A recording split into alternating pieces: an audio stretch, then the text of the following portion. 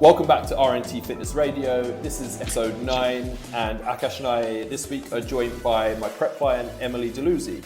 We're quite excited for this one because this is the first female that we've had on so far, so no pressure. So over the last few days, you've been away, right? Yeah, I've been in Rio. Very nice. How was it?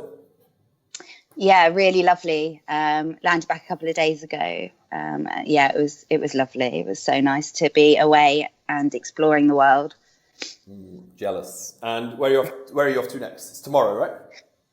Yes, I fly out to Australia tomorrow to visit my sister who is in Melbourne. I'm really fortunate. I'm in a relationship with a pilot, which makes my travels a lot easier. So I'm gradually seeing the world as we go by. With first class upgrades? Yes. Yeah. I'm very lucky. I'm very, very lucky. But we're only sort of there for not a short amount of time. So getting a good kip on the way out helps a lot. But I am very lucky. Yeah. Very lucky. I remember her first one. She was on prep. Maybe like 4 weeks out or something like that. It wasn't too far out from the show. She sends a photo of the menu in there. Like, what can I have? Nothing. I remember being in the first class cabin, and so I was 5 weeks out, and Adam, I was like, please, can I go to California? And he was like, yeah, but just keep things in line, keep consistency. Oh, I remember this, yeah. And I got on the flight with my Tupperware, and I had to give it to the air hostess, and she had to serve it to me in with proper cutlery and everything. And it was literally cauli rice, broccoli and chicken, because I was on a low carb day, and it stunk out the whole cabin. But I didn't care. I loved it. That is dedication. To those listening, if you're not prepared to do that, then you're not going to get anywhere fast. I've eaten egg whites at airport terminals. I don't care. It's got to be done. So for those listening, let's give us a rundown. Who is Emily de Luzy? What got you into training? What got you into competing? Just give us the lowdown on that.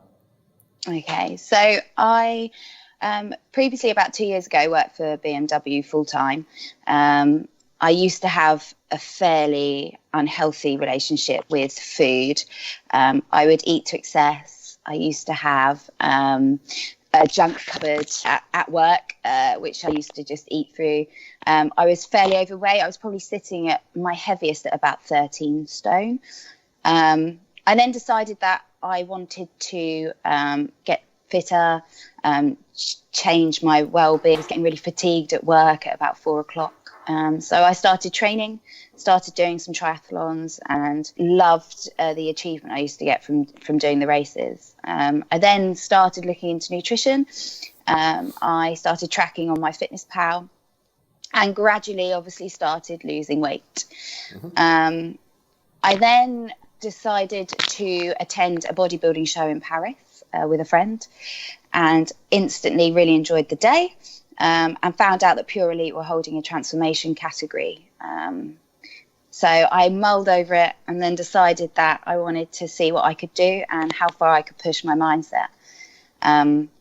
So from January the 1st, I started a prep for the competition, which was March the 1st. So this was January the 1st last year. This is the first time you'd attempted an actual show.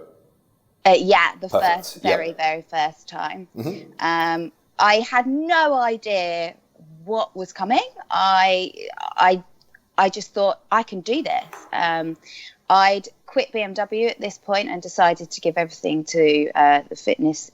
And I also didn't travel when I was younger, so I put some money aside when I worked for BMW just to help me along the way. So yeah, I started with a prep coach, and leading up to the show, I didn't quite get on with the process that this prep coach was getting me to do. And I got in contact with Adam. I was 5 weeks out. I was burnt out. I was not in a good way. And I basically cried out for him to help me. Unfortunately, he took me on. Look how proud he looks. Well, it's nice. And he did turn things around for me. And I'm not just saying that because You got to screen in front of me. I'm not, because in this industry, I think sometimes, you're very fortunate to find people that know what they're doing. And for me, it changed the whole process of prep around. If I'd continued the way I was, I wouldn't have been on a stage. He got me, obviously, to Pure Elite, where I stood on stage at Transformation. Mm-hmm. And great stage experience. And I loved every minute of it. And then the UKBFF Portsmouth qualifier was 3 weeks on from Pure Elite. And this opportunity, I was like, I want to go for it. Like, I can give more. I want to get, I want to get in better condition. I want to go and do a qualifier. And I'd like to say those 3 weeks, we smashed it. Killed it. I spoke to Adam more than anyone, all day, every day, actually. I'm a needy client. Thorough. Thorough. But if one thing Adam always said to me is, because in prep you can really sometimes worry too much. And he always said to me, we only worry if I worry. And until then, enjoy the ride. Oh. And I know that quote through and through in my head. It actually gives me goosebumps. It's true, though. It's true. I tell it to people I know when a prep's on track, when it's behind. Some people just get that eye for it, the more they do it. And of course, when you're the person stood in front of that mirror and taking your own check-in photos, you're not going to be subjective, right? You're going to keep looking at yourself and I'm too flat or I'm behind. And my big thing that I always say to clients, as you know, Emily, is that I'm dead honest. If I'm not impressed, I'll let people know. If I'm impressed, I'll let them know. So if I ever text back saying, shit, we've got work to do, then you can have a breakdown. But until that point, as the saying goes, if I worry, then you can worry. It's spot on. And I'd like to say that Adam probably knows my body better than I do. You got without a pretty good handle on a doubt. Yeah, Definitely 100%. And I am guilty of sometimes wanting to push and push and push, especially when you're not overly knowledgeable at the beginning. All you think in your head is, the faster I run, the more I lift, or the less I eat is what's going to get what get the goal that we want to achieve. And Adam got me to take the foot off the gas just at the right time for my qualifier. So I went on, did the qualifier, and shock to me, my family and my friend, I placed second and qualified for the British. Arguably could have should, in my opinion, this isn't me being biased, potentially was a runner for the first place, I think. And I still maintain that. But anyway, I digress. Carry on. Either way, felt amazing. And one thing as well is that my coach was in the audience there. And when I was on the stage, I looked Adam in the eye, and I was up there for me and I was up there for him. And to have your coach in the audience is pretty special and powerful. I remember sort of about half an hour before I was on stage, and all the girls were boshing sweets and vodka backstage. And for me, actually, I found that pretty overwhelming, because it just contradicts the whole process I've been through since January of eating clean food. I specifically warned you of that, didn't I? And said, you're going to have girls backstage doing this, doing that. Ignore it. I've had a client previously. Yes, she looked amazing in the morning, and I spoke to her and I said to her, when you go backstage, there's going to be people wolfing down all sorts of food. Don't touch it. I'm then sat in the audience. She gets on stage and she looked 3 months pregnant. She gets off stage, looks at me, and I said to her, what the fuck have you just done? She's like, I said, you gave in, didn't you? You ate shit backstage. Well, all the other girls were. Yeah, well done, Einstein. You just put a load of food in your stomach that you expect to digest within 20 minutes that you haven't eaten throughout the whole of your prep. So, of course, I warned you the same thing, and I'm praying, thinking, please, Emily, please this. And I think you've got that mentality that, you need for prep. And you got on stage, you bossed it. I think we'd agree on there was no vodka or sweets or anything for me. I think I gave you half a Reese's cupcake, was it? You gave, I remember Adam gave me a cup, 2 Reese's cups. And at that point, I was so hungry to get out there. I think I had half a bite of one, Yeah. but because I knew that it was for my mentality, wasn't to make myself look any aesthetically better or anything. By that point, the work's done. Yeah, exactly. And I remember we went outside, just me and Adam, had my bikini on. We just hit front pose, side pose, back pose, and he looked at me and was like, "Yeah, we're on." Mm-hmm. And I was like, "We're on." So yeah, it was pretty powerful. And then getting the sheet to say that I qualified for the British. Well, I wasn't even expecting to place, so that was fairly overwhelming.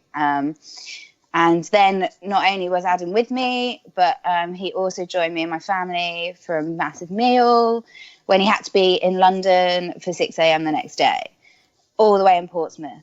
So for me, and actually for my family, and especially my mum, she rated that a lot. And from that moment on, as soon as she met Adam, she's one of your best pals. Yeah, it was actually nice joining you guys for everything. I remember my low light of the evening, though, the bit that wasn't so great, was when we were all sat around that booth and the bar guy come over and said, "I'm really sorry, I need to see everybody's IDs."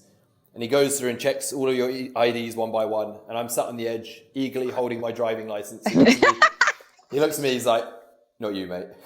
I said, "Go on, you want to check?" He's like, "Nah, you're all right." I think it's the devastating. I think it's the receding hairline that, thankfully, Maybe. because this is a podcast, nobody can see. But no. On a serious note, it was really cool. I always say to my clients that I really do try my best to get to their shows where possible. Unfortunately, I couldn't make it to the British to see your show because I was at an Indian wedding and stuck out like a sore thumb because I was the only male in Indian dress. Akash turns up in a suit. Everybody else is in a suit, and I did warn you. I'm over here in a blue and gold. I'm proud that you committed to the theme. Theme, yes, yeah. The only other person who was in the outfit was the groom. Yeah. Anyway, okay. So describe prep, the good and the bad. So you said that you went into it, not really knowing what it involves, and I think because of Instagram and social media, that is a huge thing at the moment. I get inquiries from people that don't know what prep entails. They don't know just how mentally challenging it can be. And I've had quite a few people that I've started to prep with them, and I think Emily, that I won't push a client unless it's needed. My goal is always to give a client the smoothest ride possible. Hence why our prep for the British, I kept pulling you back, saying we're ahead of target, we're good to go. I don't make it hard, if it doesn't need to be. But I've had girls that have started a prep with me and then they've pulled out. And it's because it's easy, isn't it, to scroll on Instagram, see somebody looking great, and think, I can do that in 6 weeks. Give us the reality, the good and the bad. Yeah, I mean, I will always give you the good and the bad when it comes to competing because it actually frustrates me how social media perceives that it is a walk in the park. You have to be ready. You can't be ready for prep, but you've got to have the mindset that it is your main priority, and you are going to push your body and your mind to a place that it's never been before. And you either thrive from that and absolutely smash it, or it's just a little bit too much. I think one of the things is consistency. You have to be willing to do the same thing day out for 14 weeks, 16 weeks, and 21 weeks. 21 weeks or in Akash's 21 case. weeks. Yeah, exactly. It's the hardest part is the consistency. Just putting one foot in front of the other and just eating the same food every day, going on the same damn treadmill every day, walking the same circuit to get your steps in every day. I'll give you the positives of prep is that I love the feeling of self-achievement. Mm-hmm. So when I go to bed, I love getting into bed with all my boxes ticked. I love that sense of achievement. I love to be able to email my coach and go, I've smashed it. I haven't eaten off plan. I haven't missed any sessions. I haven't done 1,000 steps less than I should have done. For me, I thrive from that. And obviously, in reward, you know, I spend a lot of time building a physique. And when you're leaning down, you know, you start seeing what you've built. And that's amazing. Also, through prep, you know, you're eating very clean food.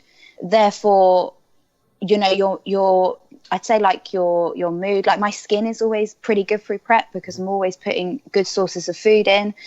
And also like just having like consistent food every day. Like there's no sort of like big water retention situations or anything like that. Like everything is very consistent.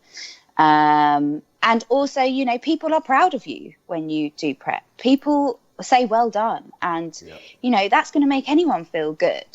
You know, you walk in, for me, you know, I was 5 stone heavier than this a good few years back, so for me, like people saying well done and for your physique, I'm like, whoa, that's amazing. Yeah, it must be huge. Yeah, like it is, and the most amazing thing is I've done it all by myself with the structure of my coach, and but it's taken a lot of time. Bad things around prep, you know, you give up everything. Things do get neglected. Time with your family, time with your friends, your partner, you know, simply not being able to go for dinner. And also, especially from a woman's perspective, your hormones do get affected in prep. You get very tired, you get pretty fatigued, you don't really want to have interaction a lot of the time with anyone outside of the fitness circle because you think that they don't understand. And it can make people feel pretty inadequate.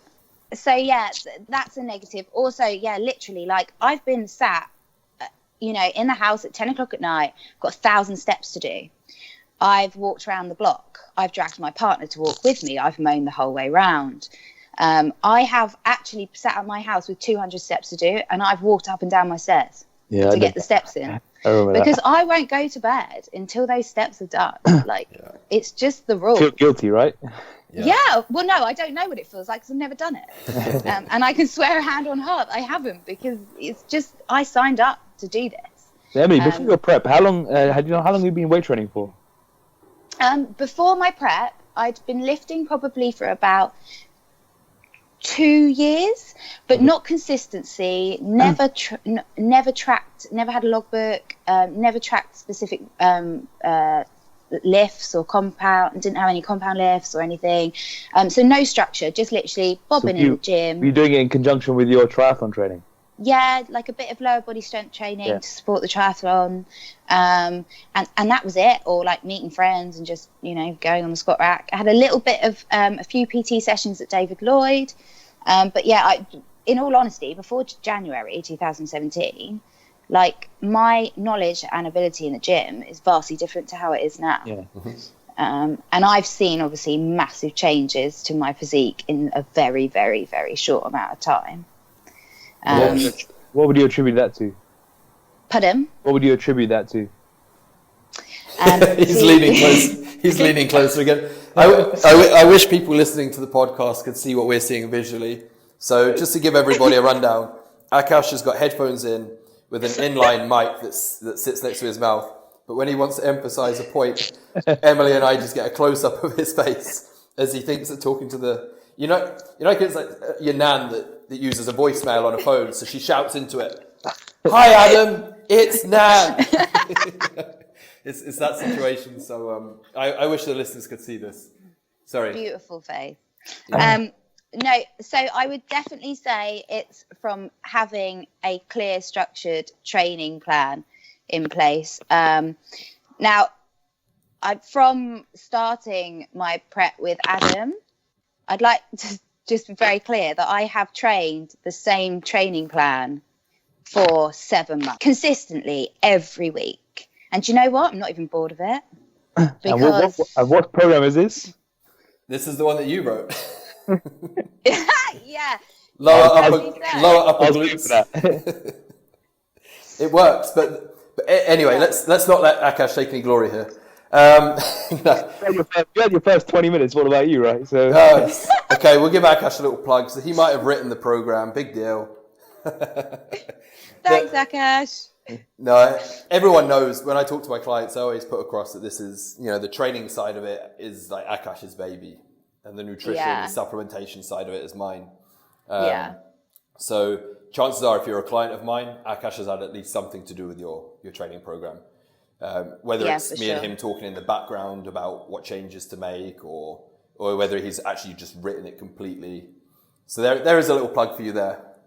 Thank you. For sure. But an even bigger plug for Emily, actually, in that she's just delivered the message that Akash and I are always trying to put across to our clients, and to, not even to our clients, just to people that follow us on social media, that you don't have to change your routine every 4 weeks, every 6 weeks, every 8 weeks. If you're continually getting stronger, stick with it, roll with it. Maybe change some of the accessory movements, some of the isolation movements every so often.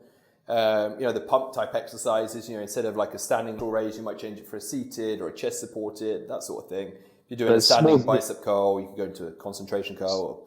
But the point I'm trying to make, and I'm sure Akash is going to agree with me here, is the bulk of it, that in your case, say like the sumo deadlifts, the squats, you don't need to keep pulling them out. Yeah. Leave you just need small tweaks. You never want to completely overhaul the program, right? No. So in your case, you've probably got a few kind of key lifts for you that really work, right? Yeah, 100%. I mean, when I start January the 1st, I couldn't do a chin up. And what are we now? The 2nd of January 2018, so a year on, I can now like chin up with 10 kilos hanging off me. Oh, wow. Stronger than me. And like, look at that, like that progression. And that is literally chinning every week. Yeah. And also like through prep, those chins were never going to digress, because for me, I was like, I am weighing less. Yeah, chin ups are one of the exercises that can go up I'm during getting prep. them. Yeah, I'm getting these chins. And I remember like every week I'd like rock up. It would be sumo deadlift day, and I'd be in my car and I'd be like nervous. Like I'd be like, oh, I've got to get this lift, because if I get this lift, this is going to carry me through for another week, and I'm going to feel badass. Like I am going to get this lift. And I'd rock up and I wouldn't even talk to anyone. I'd just go to the podium and I'd be like, I'm having this. Akash is loving this right now. He loves this training talk. I can see it. Thinking about it, because when you feel anxious before a session. Yeah. When you see a logbook and you feel a bit anxious, that's when you know you're on a good cycle. Yeah, I'd literally message Adam, like, I'd be like so psyched to get them, so I could message Adam going, I got 90 up today for biceps of 5 again. And I'm this amount less, weighing this amount less, and I'm this close to stage.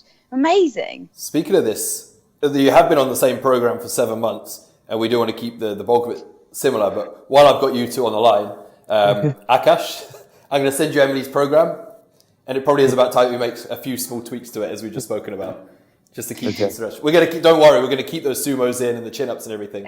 It'd be good to just get Akash's thoughts now on what we can progress. Just as a digression, this isn't helping any of our listeners, so I apologise for that. We just Thank you. Yeah. So let's, as we're talking about training, give us your 3 favourite exercises, and then let's have Akash chime in with your thoughts on them. So, for example, if one of them is going to be chin ups, the one tip that you gave me ages ago on chin ups, you know where I'm going with this? Yeah, don't go to failure. Oh, all right, well.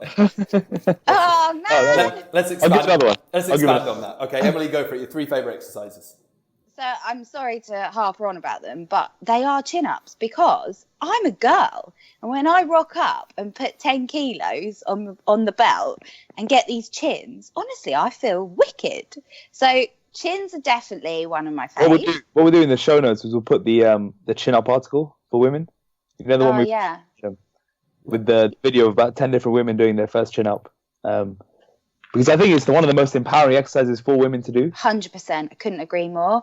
And you really do get, people do kind of look going, Jesus. And it makes you feel invincible in the gym, like 100%. Well, it's an exercise that not many guys can do. So when you see a female come in and do chin-ups, it's impressive. Then you see a female come in and strap weight to herself and do chin-ups. And it's like, fuck, okay, she's paid her dues in the gym. Like, that takes time. You don't get, sometimes in the gym you have those genetic freaks that are just quite good at certain exercises. I think chin-ups is one that genuinely, and maybe Akash will correct me on this, but there's not, for a female to strap 10 kilos from her, that's hard work. Next exercise? Next exercise would be, I'd say it's my 3 compounds. My sumo dead, definitely, 100%. Because especially for the way I'm built, I've got short limbs, and I do feel that I literally, the endorphins I get from doing my sumo dead. Do you find it more comfortable than a conventional deadlift? 100%, definitely. Purely because of your levers. Yeah. Like, and for me, like, I pretty much sumo everything. So I'll sumo squat, I sumo everything, and also I just like engaging my glutes and so forth. So yeah, definitely. I mean, what's the sumo deadlift at now? 90 kg, 5 sets of 5. Yeah. Okay. But I love that lift. For me, like, I definitely love that lift. But I would like to progress with my deadlifts for sure. But for me, actually, it's quite relevant. But with that big compound lift, like, I have to do it in one gym and the same gym. And if I try and deadlift anywhere else, I don't like it mentally. So for me, with that big lift, I have to do it like at the gym that I always train at. Same plates. Yeah, I have to. Exactly that. And normally fueled with the same food and stuff. Yeah. It's just the way I like to do things. So I have done a lot of traveling recently. So there may be a week here or there where I don't dead, but for me, like, at the moment, it's downtime. Yeah, I'd like to progressively get that lift better, definitely, because I do think it's done a lot. Sumo deadlifts are one of my favorite exercises for women because, like Emily said, it works the glutes, but it's also a lot safer on your lower back, so you can progress it for longer without worrying about injuries. Yeah, so third exercise would have to be back squat, definitely, purely because that's one lift that I would, again, do in the same place every week through my prep. And I actually had a training partner, one of my friends called Max, and we used to meet at the same day, same time every week. And again, it was one of those lifts where I was walking and I was like, I need to get this squat. Like, I need to get it. And, when you're racking, all this weight on your back, and you get those lifts, it's amazing. So what you could probably pick up from me is I love my big compound movements. And I also am a big fan of less reps. So like my 5 sets of 5. I don't know if it's an attention span thing or what it is, but I like to go in, go hard, get it done. I would say it's like correlated to how easily you put on muscle tissue as well. So if you think do you agree with this, Akash? Like fast twitch dominant, probably? So you're saying people who prefer to train at 5 reps? I think people that but the reason typically that people prefer it is because they're probably good at it, right? So like me, I'll always train somewhere between 4 and 8 reps because I just suck at anything above that. That's what I respond better to. We've established that obviously I'm probably going to be fast switch dominant. So do you agree with that? Yeah, I'd say so. Yeah. Thoughts on the back squat? So I know you're kind of like 2 opinions on this for yourself, and then talk us through both scenarios. So somebody with my build and Emily's build, and then talk somebody through your build. It's well structured for a back squat. And what would well structured be? So short femurs, so short thigh bones, long torso.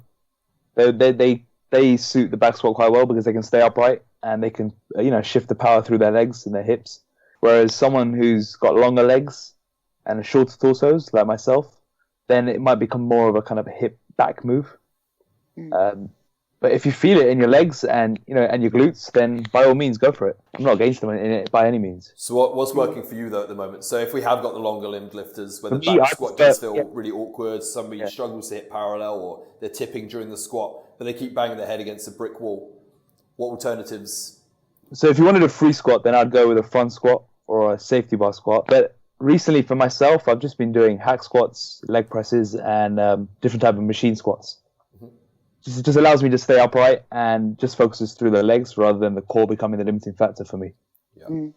So if the squat feels comfortable, if you can squat deep or at least break parallel, let's say, if you don't tip over in the squat and your upper body is nice and upright and it just feels good, then definitely there's no squat. direct. It's an awesome exercise. But if you're one of these people that you've read in the magazines, you know, perhaps you have to squat, but it just feels awkward. You feel it in the low back. You know, you don't feel stable. Stop wasting time. Try some alternatives. Firstly, try the front squat. And then if that still doesn't feel quite right, once you've given it a proper try, then try the hack squats as Akash has recommended. Yeah, I mean, if your goal is bodybuilding or body composition, then no exercise is really indispensable. So unless you're a powerlifter, you don't have to back squat or deadlift or bench press. You can choose the variations that work for your body type. Yeah. We all know that you love a good tuna salad. Give us your 3 go-to meals. So we've had your 3 favorite exercises.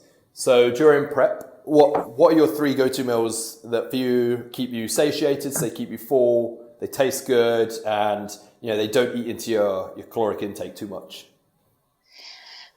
Okay, so I am a pig. I love seeing a full plate of food. So therefore, for me, I mean, at the beginning of prep, you know, you're still on moderate calories, energy's still pretty good. But when you do get down to the nitty gritty, it's really important to have some meals in place that you psychologically can look at and go, okay, this is fine. So for me, yes, I do love a tuna salad, I would potentially have that in the evening. On my first prep, I would have 25 minutes cardio in the evening. So what I'd normally do is like go outside. I'd like to add that all of my cardio that I've had to do is not just walking outside. Adam wants me, you know, at a high heart rate, getting things moving. So there was no incline walking on the treadmill for me. So I would be going out, you know, doing a fairly moderate run or whatever for 20 minutes, come back, have my tuna salad. And for me, it was like big and it was green. And I remember going to Adam, do I have to include my tomatoes in my carbs? And he was like, no, but you're only allowed 5. So I'd like have 5. My tomatoes for my salad. Tomatoes, okay. Yeah, so I'd have 5 cherry tomatoes in my tuna salad, and I used to love them. So that would definitely be one. For me, another one would be pancakes. I think when you are on prep, you haven't really got around training, get your steps in and so forth. It's hard to be necessarily creative with food, but I would always take the time to, you know, make these pancakes from scratch. So I would use water instead of milk or almond milk to reduce calories. I just use oats. I get rid of the banana, and they would still come out as a pretty good sort of plate of pancakes. And again, they tasted really nice with my protein and a few blueberries and some Greek yogurt on top, all tracked on the spreadsheet that we work from, that RNT provide. So that was always... Thank you. That was always a good one. Also, as well, because I could make it for other people and they would enjoy it. So I'd make my batch and then I might make their batch and put a banana in or whatever, so theirs tasted a little bit nicer. But after 14 weeks of doing this, you know, your taste buds, I really enjoyed those pancakes. So even now, I don't tend to put banana in my pancakes and I don't tend to put milk in. My other one would probably be chicken, sweet potato, hard-boiled egg, and some broccoli. And I know that sounds plain Jane, but it used to make me feel satisfied. It's clean, and it's consistent. I didn't ever really I wasn't one to sort of be too experimental, because to me, I was on prep. I was prepping for a show. This isn't the time to have luxurious food. This isn't the time for things to taste ridiculously nice. I love the grind, so I don't need to overcomplicate things. I think it's also bad if it does taste good. Doesn't it stimulate? Yeah, definitely. Sometimes, right? Yeah, I mean, I do remember near the end of the Portsmouth qualifier, because when Adam took me on, my calories were very low. So my calories going into the British were considerably more. But for Portsmouth, I remember being a week out and the cravings were just so intense. I remember trying to make a dessert out of egg whites and it was appalling. So I had to throw it away. But yeah, so I keep things pretty basic, and I keep things very similar day in, day out. It makes the food shop easier because, you know, you're picking up the same things from the same aisles, you know where they are, so there's no added stresses there. This is right up Akash's street. It saves on your mental bandwidth and your decision fatigue, apparently. Yeah, you don't have to think about anything, right? No, exactly. It's all autopilot. Minimalize this on, the less important things. Pardon? She's been reading a blog. No, I haven't. I've just been working with Adam for the year. It's rubbing off. Yeah, exactly. And also, like, for me, coming up to, like, my competitions and stuff, like, I want to, especially when you get to the point where you're checking in daily, when your coach is seeing your physique daily, like, you need to keep the food the same. And I remember even going up to the British, like, we discussed what I was going to have the morning of the British, and it was we decided on bagels, but I hadn't had a lot of bagels through my British prep, so we decided to add them in, a good few days before, just to check that I didn't have any bad reactions to the bagel, and so forth. So yeah, just real consistency, I guess, and keeping things simple. And I wanted to fuel my body with good stuff whilst it was, being pushed to quite a hard extent, really. Yeah, consistency it's the biggest one, especially with females on a prep, where everything's so, like, tightly regulated. The female body is really prone to retaining water and stuff like that. GI issues as well, like regularity slowing down. So the big thing that I try and impress on most of my clients, as we get closer to a show, is always just try and keep foods the same as possible. It does definitely pay off in terms of just keeping the variables minimized. You're not going to get those fluctuations in body weight. Mentally, it keeps you in a better headspace. The off season is the time to be experimenting. But as you said, as you're getting closer to that show, especially when we took over that first prep at 5 weeks out, it's just like, right, I know it's boring, but just suck it up. Let's just do the same foods daily. You know where you stand. When you take your photos the next day, they're going to be an accurate representation rather than the midsection being bloated and so on. And as Emily just mentioned as well, putting in the bagel as a part of the carb loading for the finals. Again, we tested it a few days before, so that it wasn't just a shock to the system, and don't try any hocus pocus at the last minute, basically. Adam has always had me ready, a week out. In fact, for the British, we were probably ready slightly before that. Yeah, definitely. And therefore, it did allow me to take my foot off the gas and actually enjoy the experience, and just spend a bit more time with my family and my partner in peak week. Doing quite a bit of watching movies and stuff like that. And there was no sort of stresses or, doing crazy amounts of output, come near the end, basically. So that was really nice. And I do think if you work with Adam, that is one thing, hopefully he'll agree with me, that does like to try and get you ready, a good week out. Minimum. Adam, what are the biggest mistakes people make in that final week then? 3 biggest mistakes. I'd say, well, the first mistake is not in the final week, but going into the final week is just not being ready. When they prep, they look at their physique, they think that they might need 12 weeks, when realistically they probably need like 14 or 15 weeks. I think most people underestimate how long they need to prep. So that's the first mistake, is that they enter it. They go into that final week not quite ready, and they know it, and they're still trying to lose body fat in that final week. So they don't stand on stage, in their underwear with love handles being dug into with their bikini briefs. So the first thing is... My coach is so brutal. It's true. This is what I've had to work with for 7 months, guys. You go in, you see every show, people stood on stage, they're muffin tops, and it's... Do your homework, guys. Come on, don't get on stage if you're not ready. So that'd be the first one, is you need to go into that final week ready.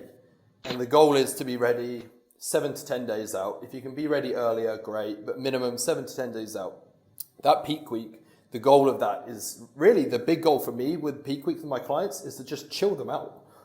Hence why I think I told you, Emily, feet up, watch Netflix. Just take your mind off of the show in that final week. We just want you to be as relaxed. The hard work is done.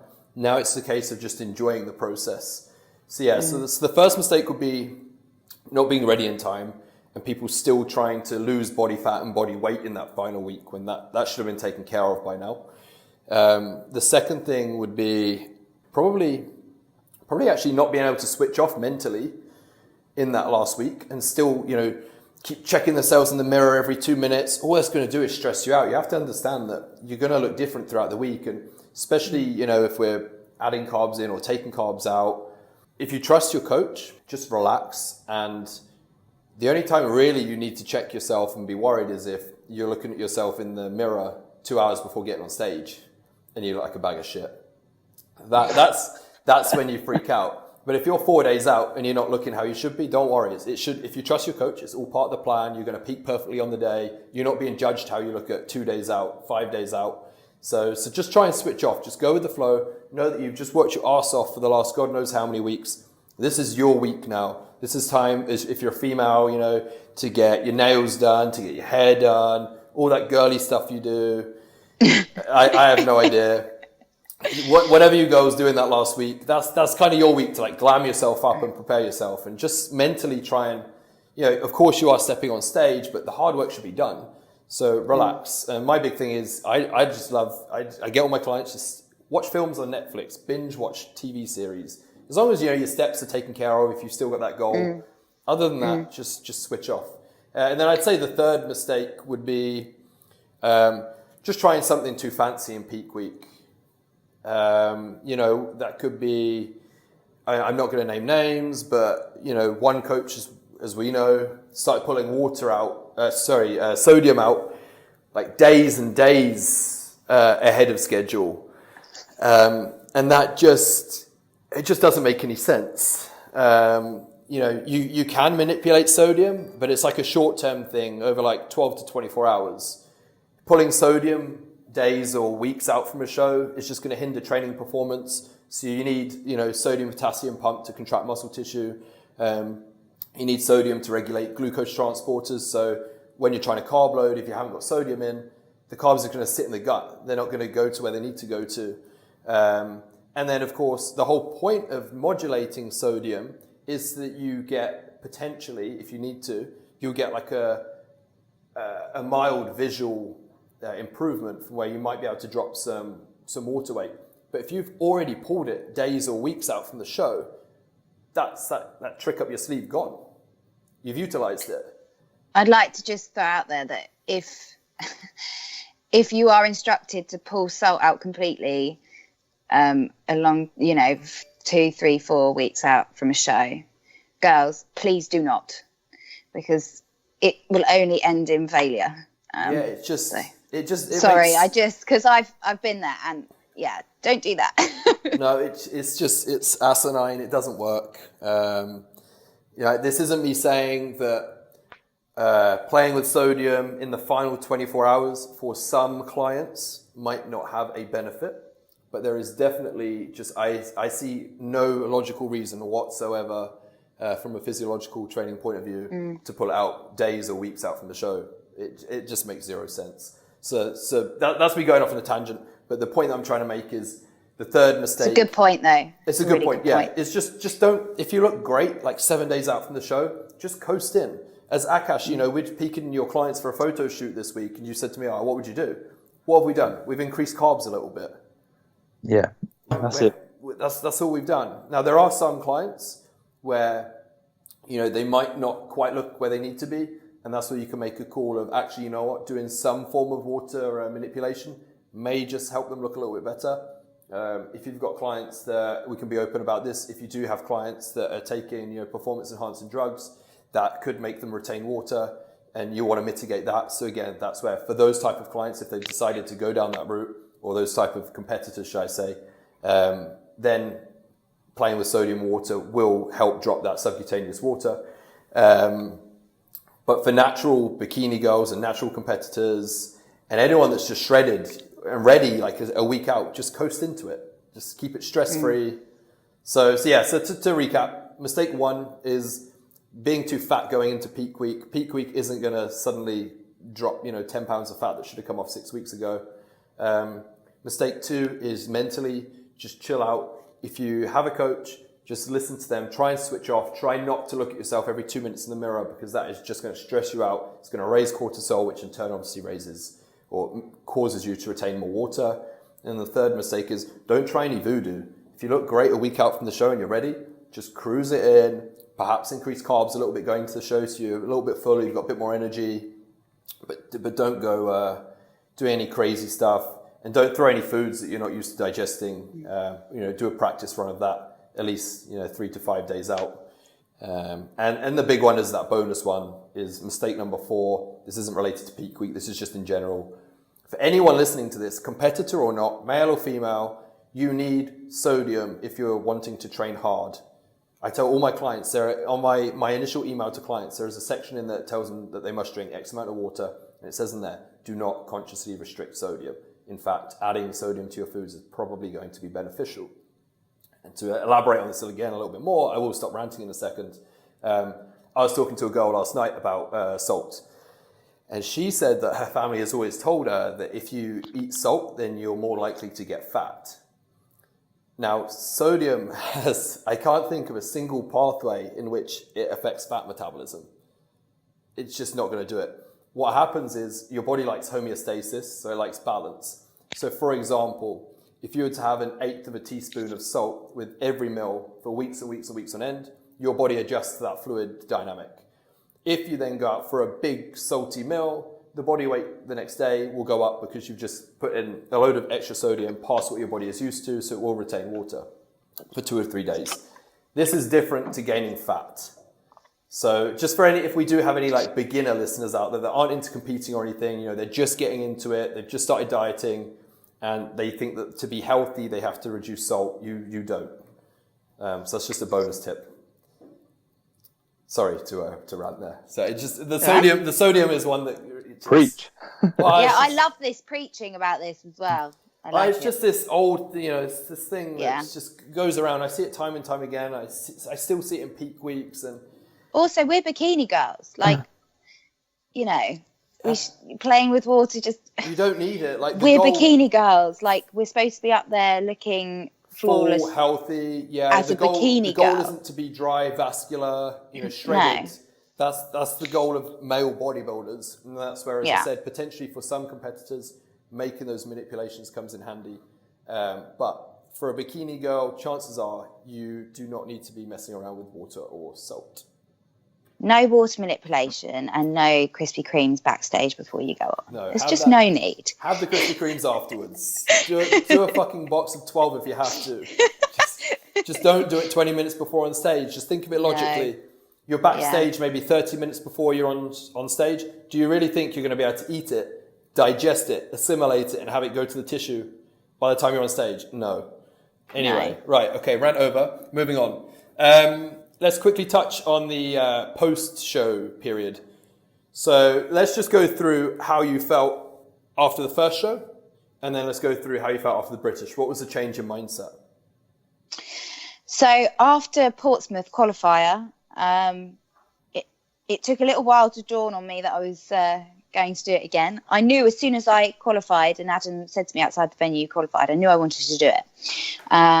So he said, right, let's just take the foot off the gas, have a couple of weeks. I visited Amsterdam. I kept up with my training. I got my sort of mini off-season plan through and got straight on with my training and had quite a short window where we were increasing my calories as much as possible, getting the cardio back down, so we had a much better starting point going into the Brits. I remember actually being on WhatsApp, being like, Adam, can we start my prep now for the British? Come on. And he's like, not yet. And then I got a text. I remember I was getting my nails done, and it was like, Emily, the Brits prep is starting on Monday. It's time. And I was like, right. So I was literally one of my friends, I was like, can we do Thai that night? And can we do this? Because I knew what was coming, what was going to happen. But I was so ready for it. I was so excited because I was about to do my whole prep with my prep coach that had seen me into my off season. Mindset wise, I'd say because I knew I was going back on the grind, I was fairly positive. Because we were increasing my calories, quite quickly, I did gain. And for me, from all I'd ever thought about was losing when I was very overweight. So for all these years, I've just thought about losing weight. So suddenly I was in a sense where I had to gain weight. And I'm not going to lie, it's never been an easy sort of part of the process for me. But saying that, I was always on the phone to Adam, asking for reassurance. I flew out to Dubai 2 weeks after the Portsmouth qualifier. I had a few bouts of binges out there. And I remember contacting Adam and going, I look like a balloon. I ate copious amounts of food last night. I feel horrendous. All foods that my body wasn't used to. And he reassured me. And as soon as I got back to normality with my normal foods, things were much better. But yes, after my Portsmouth qualifier, I did have bouts of binges. I did have bouts of restricting calories. I did have bouts of looking in the mirror and hating what I see. But I did recover from all of these things. And I do think that majority of the women that do compete will experience some of these things. This is what I try and put forward to clients, is that the odd binge post-show, although it's not recommended, and it's, we're not saying you should do it, it is pretty damn normal. I've been through it after my first show. Akash, you went through it, right? For a period of time you had it. Yeah. It's normal. Like, you've just controllably starved yourself for a period of God knows how many weeks. It's kind of normal, and that's not me saying it's healthy or it's the right thing to do. But especially after your first show, it happens. The key is that you don't beat yourself up about it. You just chalk it up. Did I enjoy the food? Yes. Okay. Now I need to just move on. Tomorrow's a new day. The worst thing you can do is beat yourself up about it, dwell on it, do it again. It's get into this big cycle. You just need to own it and fucking move on. Like, it's as simple as that. It's, as I wrote in that article, like, you're not a special snowflake. Everyone post-show has had the odd binge. So you just have to kind of deal with it, accept that you just put your body through one of the most stressful things that it could do for a prolonged period of time. Your body fat is at an all-time low. Hunger hormones are at an all-time high. Leptin's bottomed out, ghrellin's skyrocketed. Yeah. You've got these physiological factors going against you. And from my experience, each show you do, it becomes easier and easier. Yeah. And I think Akash can agree with that. 100% agree. Yeah. You agree? This time was a lot. Emily? This time was a lot. Yeah. I think as well, one thing I would say is that for any females that are listening to this, if you do have cases of binges, that is not you failing. That is the fact that you're playing with hormones that are telling you to eat 10 Terry's chocolate oranges. And it's not 100%, it's not your fault. But what you do need to remember is that you can always reverse things.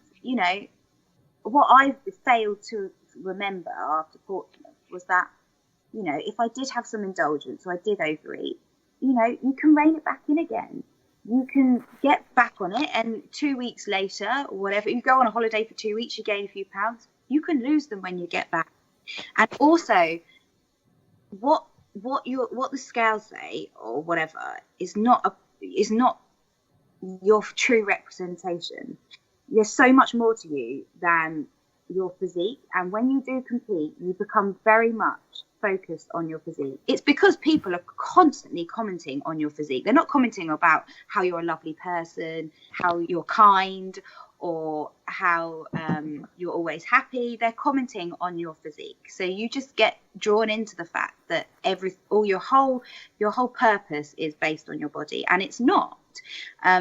It's the whole reason you are able to stand up stage is because of your mind. It's because your mindset has allowed you to push yourself that far. So I know it sounds deep, but like, for me, I just think that there is lots of things that are special about you than just your physique. Yeah. The Brits, for instance, I knew that it was going to be a challenging time for me post-British because I didn't have a plan in place for what I want to do with my future regarding the stage. And I knew that I do have that struggle with gaining weight. So, and also my family and partner were very aware that it could be a little bit of a danger zone for me. So in all honesty, I stepped off the stage. Didn't, spend a huge amount of time on social media. I spent the first 2 weeks majority every morning at the horse stables, because I grew up with horses and I love them, and I knew that I would want to be moving all the time. I knew I wouldn't want to sit on the sofa, because that's not what I wanted to do. So I just went and did something that I really enjoyed, that was, keeping me active. I was still on a step count at that point, because we reverse off our increased food slowly, reverse off our cardio slowly, and I, most importantly, kept to the foods that I am used to. Now that is one bit of recommendation: when you get off the stage, stick to the foods that your body is used to, and gradually introduce foods that you haven't had. I know you're in this zone where you're like, I've prepped 40 weeks, I deserve to eat whatever I want, as much of it as I want. But trust me, it's better to just add it in slowly, because for your mind and for your body, because you will be sensitive to lots of different things after you've gone through this journey, alcohol especially. And for me, refined sugar, it sends me loopy. It makes me want more. Yeah. Doesn't make me feel satisfied. It doesn't ever taste as good as I think it's going to taste, or as good as it looks. So I stick to my whole foods and the foods that I am familiar with. I still have a few odd days here and there where I do struggle with not looking stage lean anymore. But then I look at my amazing life, and my amazing friends, and my amazing family, and how much more bubbly, how much life I have in my face now compared to when I'm on stage. Mm-hmm. And that is worth 10 times more than remaining stage lean for months and months and months. And also, if you've got stage condition, you can always get stage condition again. Yep, it's true. And that's just one to remember. Akash, your thoughts? You've been through it, like the post-contest stuff, right? Talk through your first year competing, and then this previous one, how your mindset's been. So after the first one, I was just waiting to eat crap the whole time. So I had everything ready, stocked in the fridge, ready to go, as soon as the show was over. And it took me about a year to get over it. I mean, I kept asking you, like, is this normal? And so I'd overeat, and then I would spend the next day doing more cardio or under-eating, and then it just lasted for a whole year, and I never really got anywhere, regressed in the gym. But then after a while, it kind of worn off, and I kind of got myself back on track. And then this time when I competed, I knew what was coming, and even though I got a lot leaner than last time, it was a lot easier to manage post show, just because I didn't have. I just knew what was coming. I think that was the shock with the first time, is because I never got that lean before.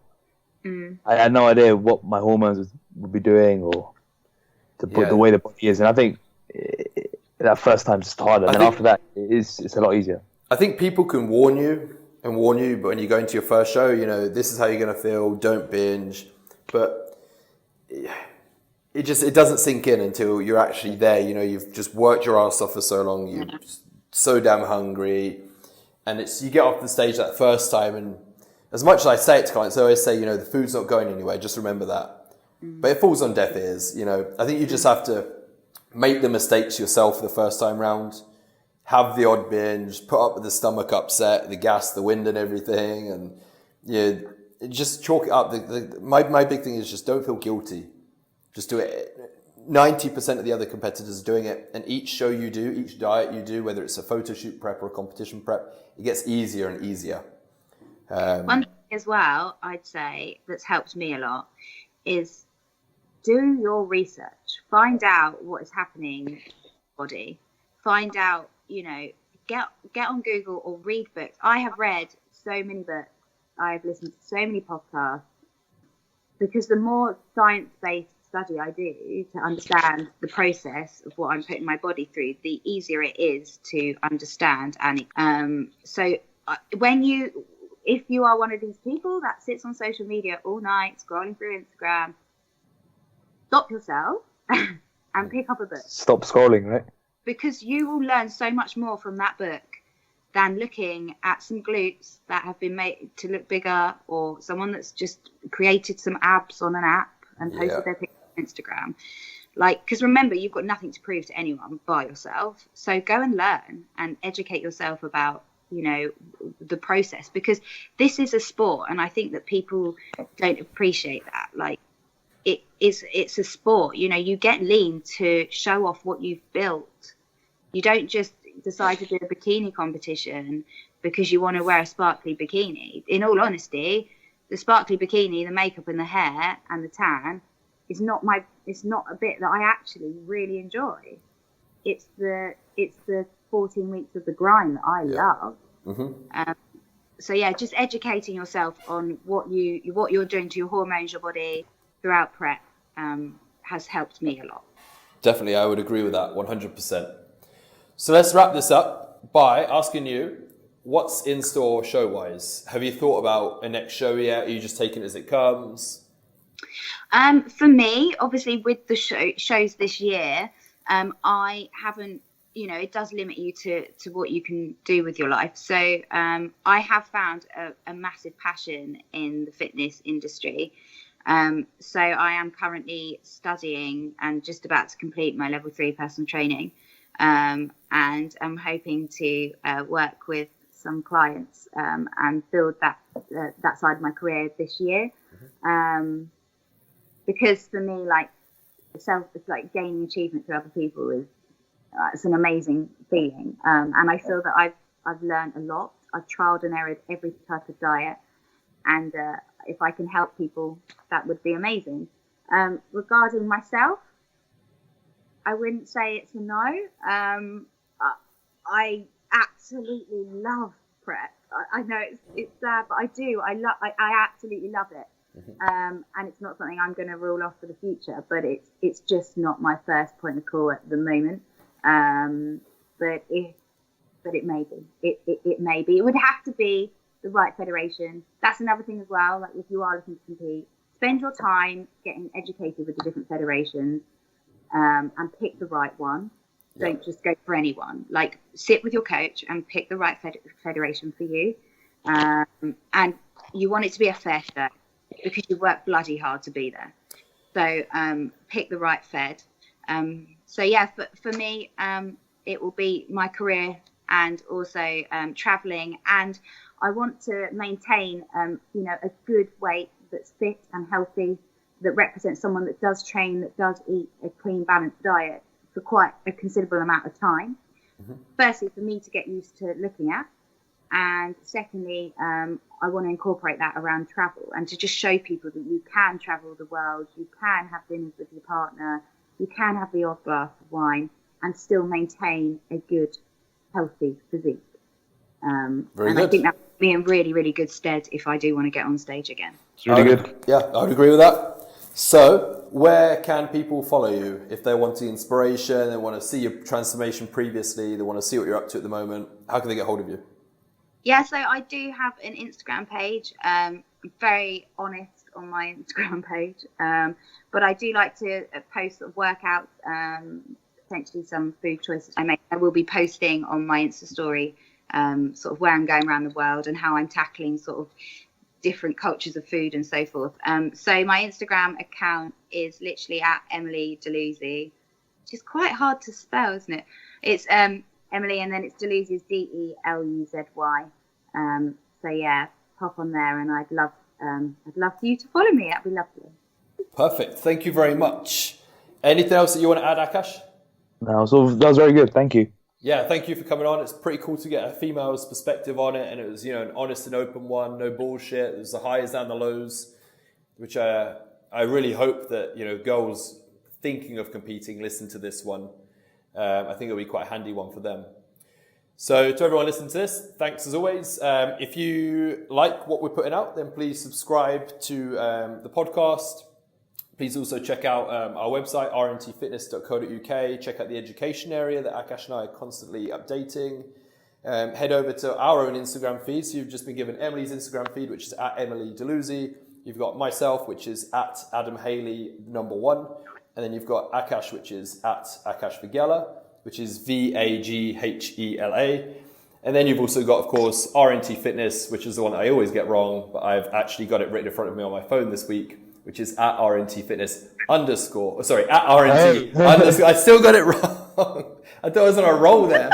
So first one, I've been like, yes, I've done this first time. At RNT Fitness. No, at RNT _ Fitness. Oh my goodness. Do you want to say it, Akash? At RNT _ Fitness. It was really hard. Wow. Anyway, so yes, that is that. We hope it's been valuable as always. Any questions at all, just send us a DM and we'll get those answered. That's it. I look forward to getting my training plan from you guys. Yes, Akash. Okay, it's coming. All right. Speak to you later. Bye.